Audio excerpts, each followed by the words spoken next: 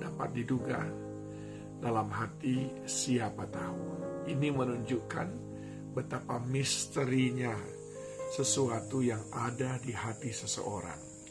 Ternyata pepatah ini ada hubungannya juga dengan yang tertulis di Alkitab dalam Amsal 14 ayat yang ke-10. Dikatakan hati mengenal kepedihannya sendiri dan orang lain tidak dapat turut merasakan kesenangannya.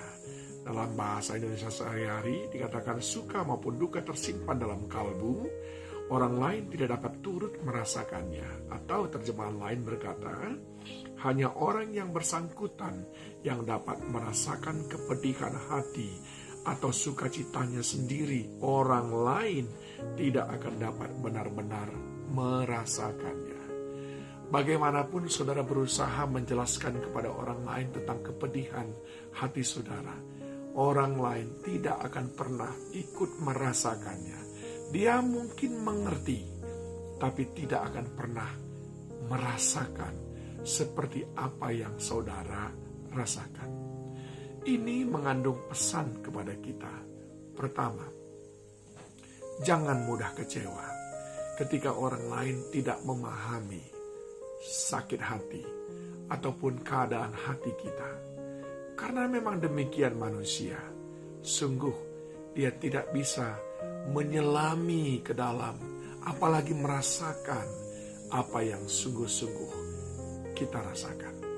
Sering sekali pertemanan menjadi rusak, hubungan suami istri menjadi tidak baik, hubungan orang tua dan anak, menantu dengan mertua menjadi tidak baik karena hanya kita merasa kok dia nggak mengerti ya keadaan hatiku, kok dia nggak paham ya perasaan saya, kok mereka tidak menunjukkan ya rasa bersimpati dan turut menanggung apa yang aku rasakan. Dan itu sering sekali membuat kita akhirnya memiliki hubungan yang rusak. Saudaraku, Alkitab ini mengajarkan kepada kita bahwa orang lain tidak bisa merasakan kepedihan maupun sukacita yang kita rasakan, dengan maksud supaya kita tidak kecewa ketika orang lain memang betul-betul tidak memahami baik suka maupun duka cita kita. Yang kedua, saudaraku, yang perlu kita pahami di sini adalah jangan menghabiskan waktu berusaha membuat orang lain mengerti atas duka citamu ataupun sukacitamu, tapi datanglah kepada Tuhan. Tuhan mengenal hati kita sampai kepada yang paling dalam. Saat engkau berduka cita, engkau datang kepadanya dan dia memberi pertolongan. Saat engkau bersuka cita, engkau menari-nari di hadapannya dan memuji dia, maka dia mencurahkan perkenanannya kepada Tuhan. Kepadanya saja engkau menceritakan semuanya, maka dia akan sangat mengerti. Ketika malam hari tiba, saat engkau sendirian, tidak ada orang yang mengerti, tidak ada orang yang memahami yang engkau rasakan, tidak berarti tidak ada siapapun yang memahamimu. Ada seorang sahabat yang setia, yang mengenalmu, yang memahamimu. Namanya Yesus Kristus.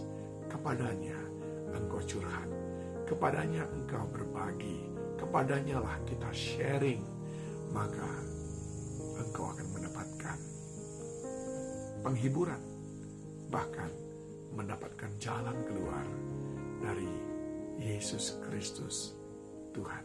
Ingat, manusia tidak bisa memahami apa yang kita rasakan, tetapi Yesus, dia sungguh memahami apa yang kita alami. Datang kepadanya, ceritakan kepadanya. Kalau manusia tidak memahaminya, jangan engkau kecewa, karena Alkitab sudah memperingatkannya. Memang manusia tidak mampu menyelami semuanya. Mungkin kau sudah berusaha membuat orang mengerti, maunya bersimpatilah sedikit, tapi dia tidak menyadarinya dan tidak akan pernah turut merasakan. Tetapi Yesus Kristus, bukankah Alkitab berkata, dia turut merasakan keluhan-keluhan kita. Yesus Kristus turut merasakan beban-beban kita. kepadanya dan hanya kepadanya engkau menceritakan semuanya, dan engkau tidak akan dikecewakan olehnya. Mulai hari ini saudaraku, jangan mudah kecewa ketika orang tidak menunjukkan bahwa dia ikut merasakan, ikut mengerti tentang apa yang kau alami. Datang kepada Tuhan. Dia turut menanggung segala kepedihan. Tuhan Yesus memberkati saudara.